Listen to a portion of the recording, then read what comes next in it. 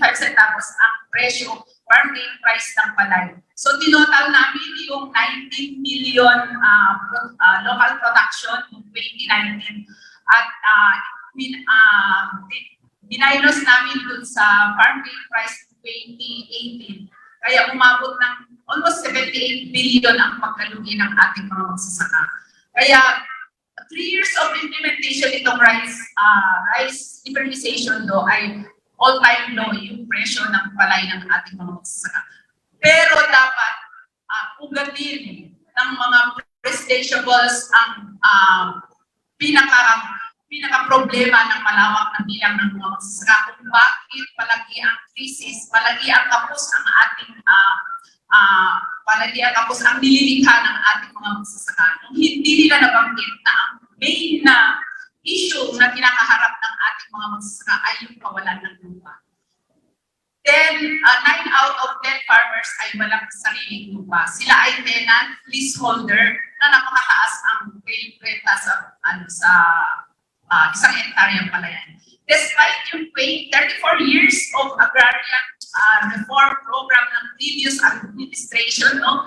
Yung PiliPinas 14 years, yung our Comprehensive Agrarian Reform Program ay 26 years, mas lalong nag-concentrate sa kamay ng mga Panginoong may lupa yung mga nagdaang land reform program ng mga previous governments.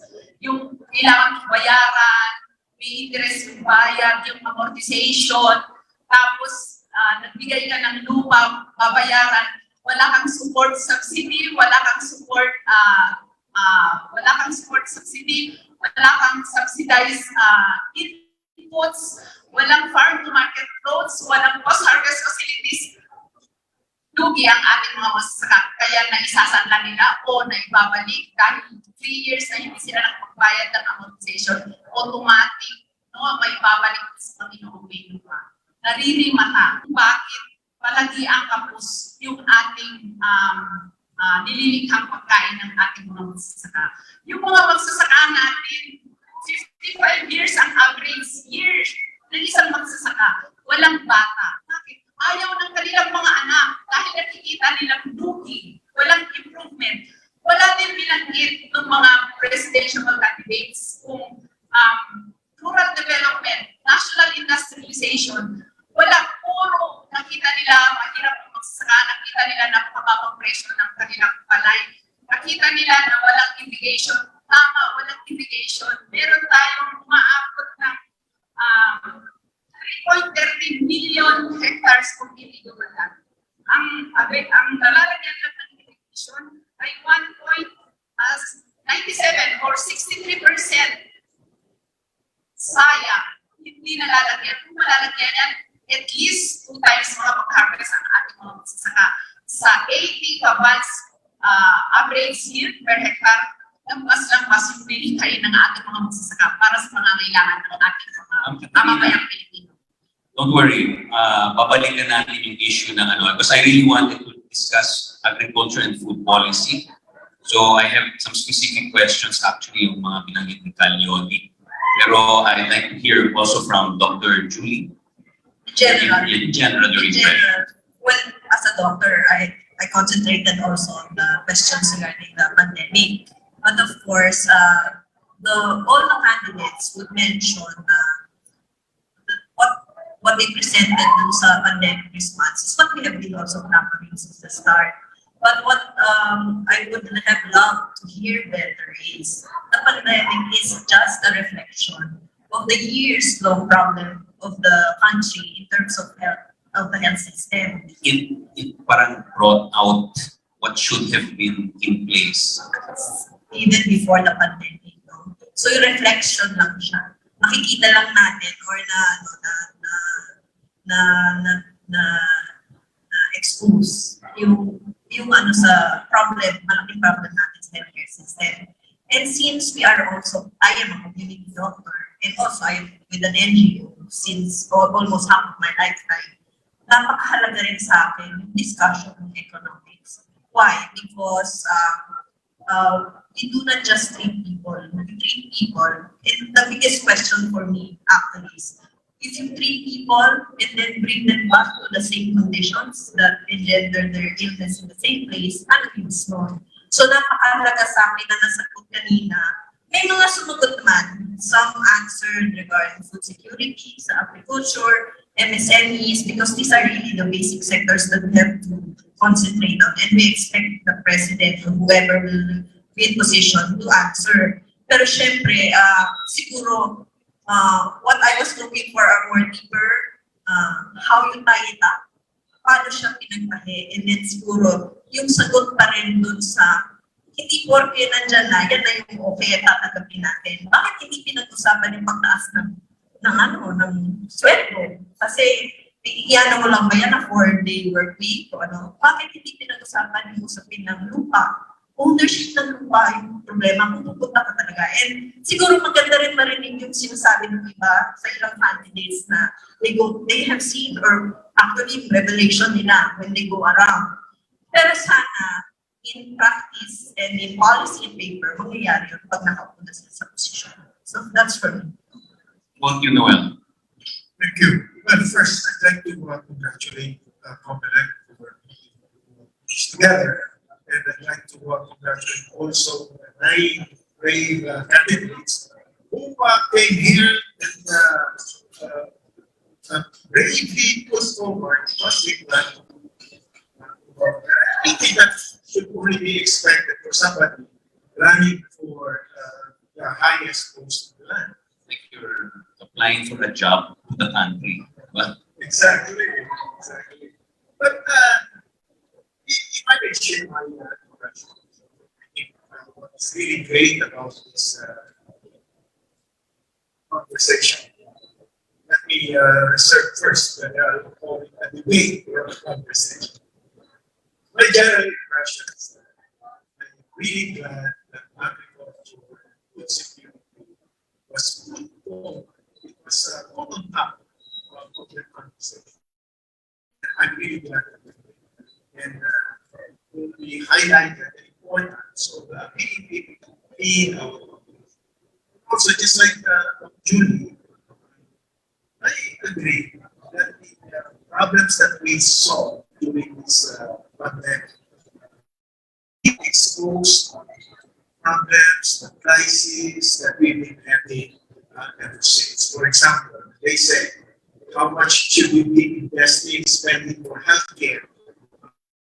Already said, for your health investment, your health intervention to be meaningful, you should spend at least 5% of your GDP for healthcare programs. But during the pandemic, all our health resources were directed towards managing the pandemic. Therefore, we forgot there are other illnesses. There are other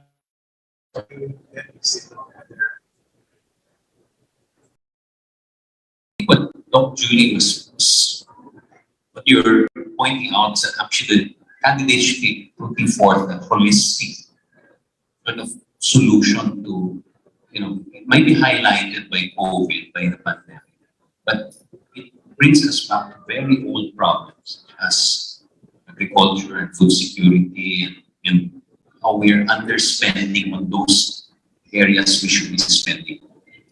So, were there any particular prescriptions you heard tonight that probably caught your attention that maybe you want to do a fact check or confirm? If I may, the conversation, I won't call it a debate because nobody debated. No, there was no rebuttal, and there was no re-rebuttal of what was said. Except the fact check that they did. For one of the candidates. I agree with Julie and Kathy. I thought we should be expecting more of first the recovery plan. We heard everybody saying I'll focus on agriculture, I'll focus on MSMEs, but then is that part of the plan? And then how about once we do the recovery, what will be your vision government. I think that's what I was looking for. You're running for president, the highest position of the land. I think it's only right to respect the candidates. Is it only right that people here what the vision of government would be? But taking off from that, did you, maybe without specifically of any of the conversationalists, were you able to gather that some of them did have a vision? Yes, without mentioning particularly who, he was somebody behind me. Well, but yes, I thought that there were some hints on what his or her vision was, but was not enough articulated. Was not articulated enough. For example, how would you reach food security? How would you enhance agriculture? How would you enhance what kind of role would MSMEs do in our overall economic development? So it's sort of like each candidate that somehow mentioned each of the parang parts of the correct answer, but not completely. Kayo po, Ma'am Katrina, did you sense that any of the candidates had addressed some of these problems that you were mentioning about agriculture and food security? Actually, alam nila yung problema kasi nakarating sila. No? First hand sila nakipag-usap sa ating mga magsasaka. Pero yung talagang nitty-gritty, how to solve yung problem, ay hindi talaga nag-i-explain. Alam nila na dapat ibasura yung rice liberalization to. It's a law. Anong ipapalit mo dun sa batas? Alam nila na yung rice liberalization to ay talagang nagresulta ng kagutuman. Pero hindi mo sinasabi na dapat yung liberalization sa agrikultura ay mahinto. Palakasin yung lokal na produksyon at para mahinto yung liberalisasyon sa agrikultura, like importing so much food, pagkain sa ating kinakain nila like fish, karne, gulay, siyempre bigas, na nagre-resulta yan ng napakalaking trade deficit natin. Umaabot sa 33.3 billion ang trade deficit natin mula 2016 hanggang 2019. Ilalim ni Ray, panahon ni Duterte, talaga naman very open yung ating market sa imported products.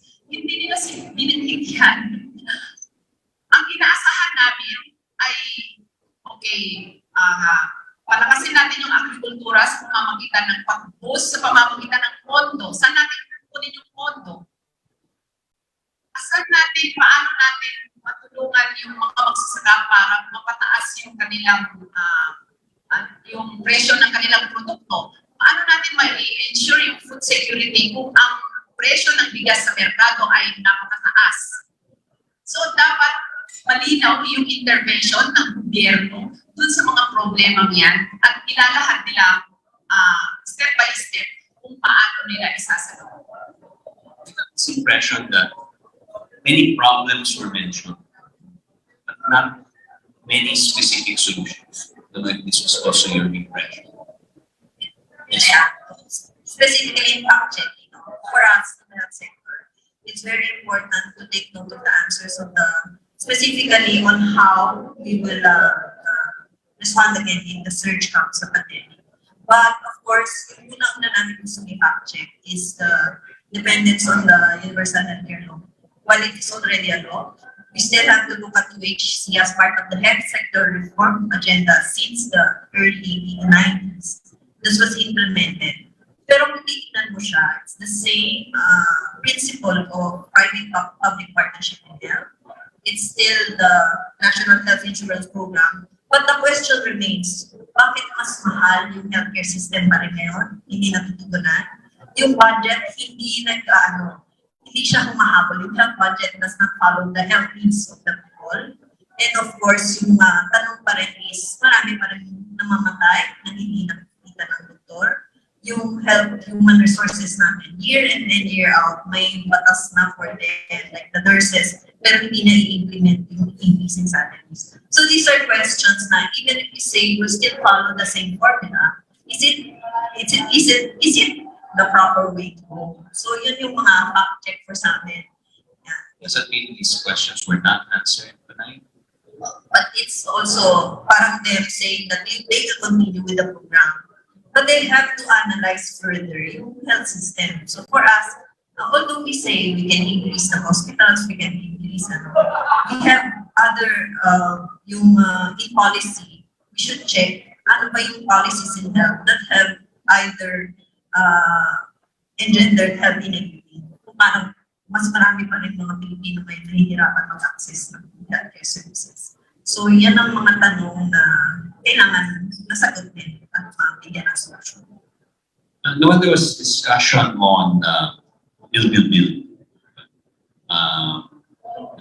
Of course, it's very important infrastructure development. I noticed also there was this sort of debate on the issue of ODA versus PPP. But I got the impression that both of them leads to high debt. What would be your comment on that?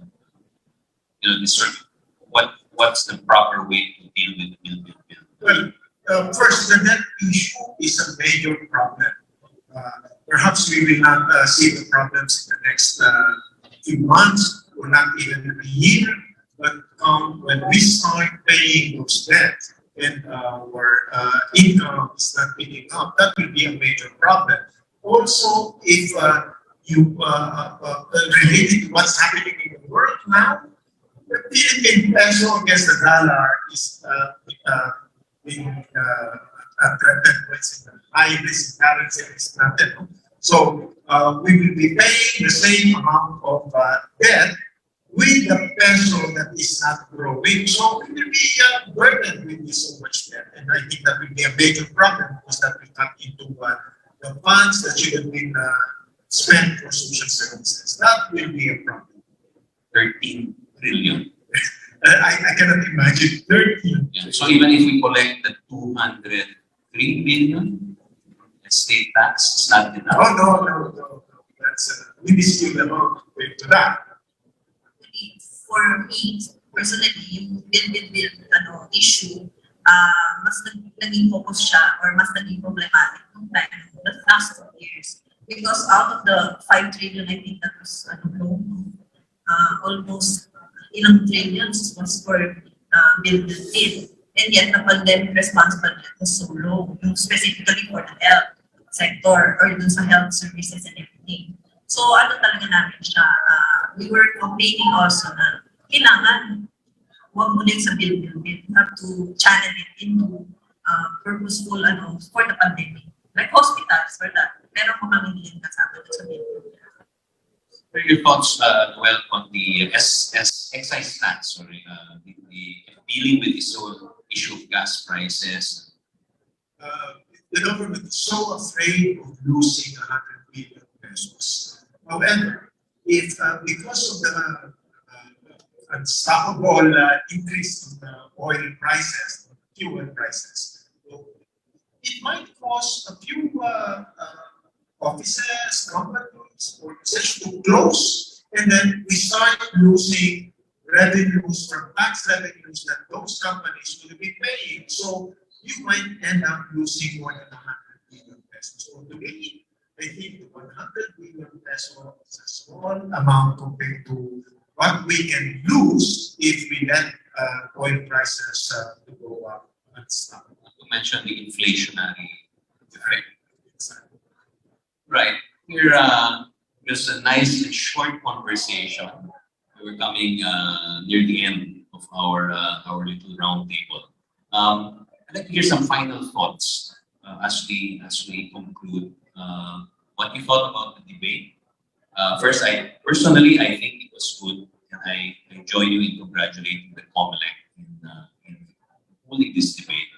But I guess we're not yet done. No? Your coalition has a lot of work to do till May 9. So let's start with Dr. Julie. if I can, I think my three personal bets for this debate is Sir Yoni, then Senator Manny Pacquiao, and Vice President Lenny Robredo. Well, for the answers that they gave, and siguro for the mas medyo comprehensive yung ano nila, on how they looked at the economy and health and other things that they answered. Pero for us, of course, we still want to challenge the presidential goals, to look at the problems deeply. If they say that they are going around and talking to the people, the basic sectors, the masa, then siguro in practice, when they or whoever will be able to win the elections, then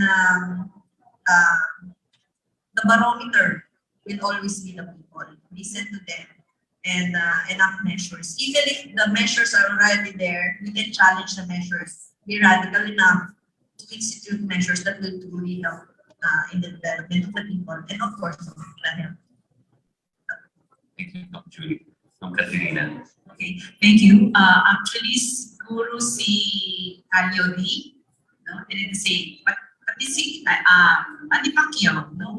Pero for us, syempre, yung mga promises ay hindi tayo maniniwala na yung eleksyon ngayong 2022 ang magsasagba dun sa krisis, dun sa kagutuman, dun sa malawak na kahirapan na nararanasan ng mamamayang Pilipino, lalo na ng mga magsasaka.